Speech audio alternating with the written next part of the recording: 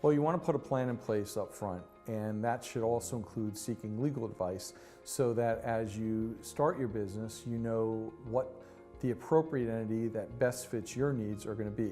For example, if you're going to be a solo owner, then in that situation you might want to particularly pick one type of an entity. If you're going to have partners, you may want to consider a different form. There's things such as C corporations, S corporations, limited liability companies, limited liability partnerships, and the like. And so you want to sit with your counsel, understand what the differences are, and pick the right entity that's going to best fit your needs. Then once you do that and you figure out what entity that you want to form, you want to make sure that the name of the entity is going to be appropriate fit for your business, and it's not going to create some sort of confusion in the marketplace with other businesses that may have a similar same name.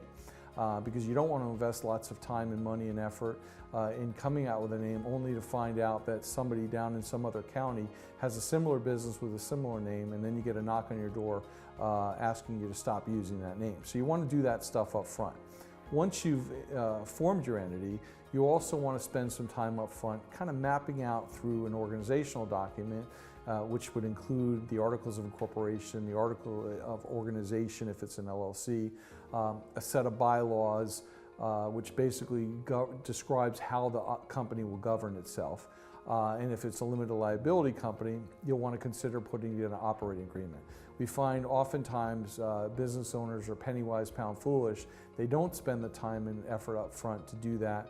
Things are all happy with their partners, and then all of a sudden they discover, God forbid, somebody dies, somebody gets disabled, there's a divorce amongst one of the partners if they're not an entity, and they're then in a situation playing catch up and arguing with one another rather than having put together some time and energy of mapping out what their rights are with respect to the business while it's operating and should it come to an end.